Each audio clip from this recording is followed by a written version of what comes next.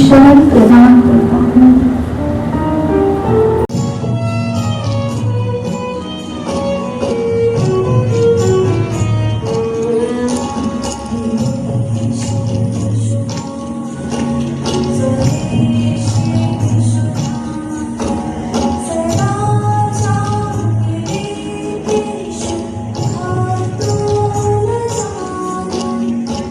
इतनी प्यारी तगड़ी धूप लगी हुई है ना, और हम तो चलो भले छाँव पे निकल रहे हैं, लेकिन सामने देख सकते हैं वहाँ पे चल रहा है प्लास्टर का काम, सामने देख सकते हैं। और वो तो इतनी धूप में लगे हुए हैं ना, उनको देखकर हर हर महादेव, जय श्री केदार। हेलो दोस्तों, नमस्कार, क्या हाल चाल। आई होप स्वस्थ होंगे, मस्त होंगे। हो चुकी है नए दिन की शुरुआत, और नए दिन की शुरुआत के साथ आज का ब्लॉग कर दिया है मैंने शुरू। तो स्वागत है आप सभी का देहरादून के इस खूबसूरत शहर से। आज की ब्लॉगिंग की शुरुआत हो रही है सुबह के 8:30 बजने वाले हैं। मेरी भी तैयारी वगैरह हो चुकी है। और जहाँ मौसम की बात करें तो धीरे धीरे आजकल मौसम में काफ़ी बदलाव देखने को मिल रहा है। काफ़ी तेज़ धूप और काफ़ी भयंकर उमस।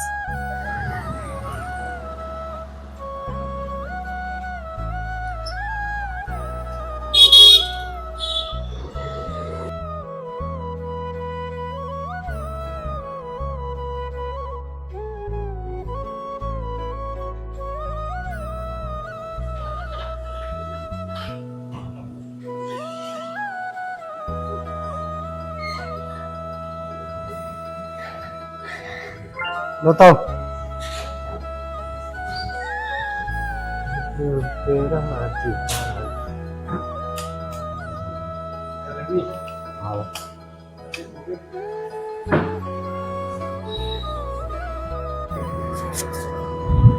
ऑफिस में पहुंचते ही सबसे पहले अरुण हो गया, मेरी ड्यूटी लग चुकी है। अभी हम इन्वर्टर लेने जाएंगे।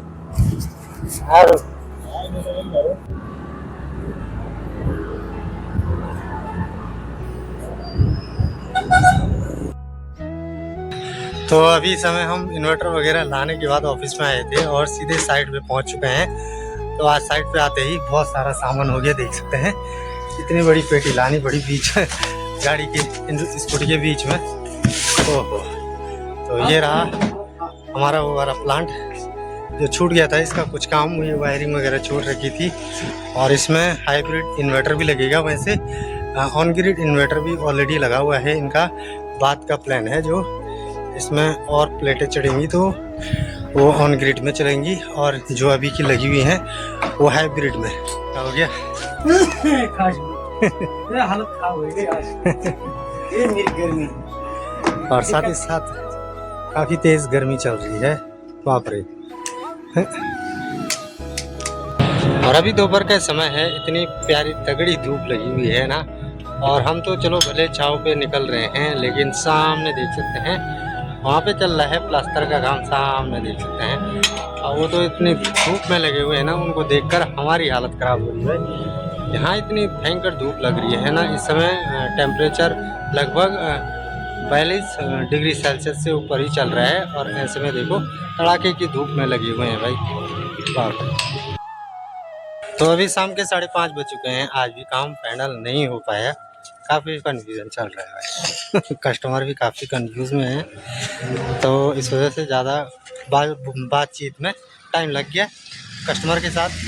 तो अभी वापसी ऑफिस के लिए निकल रहे हैं। तो वो उन्हें वहीं रोक देते हैं और भीतर जाके श्री राम को सूचना देते हैं।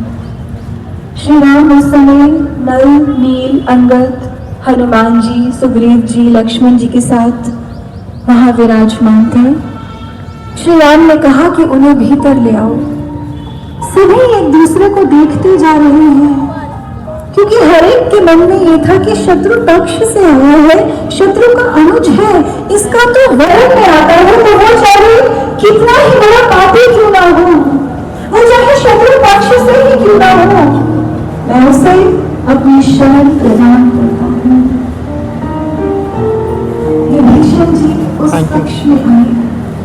उन्होंने श्री राम का आज पहली बार दर्शन किया। उन्होंने श्री राम को देखा। श्री राम में गिर जाते हैं और अपने मन के भाव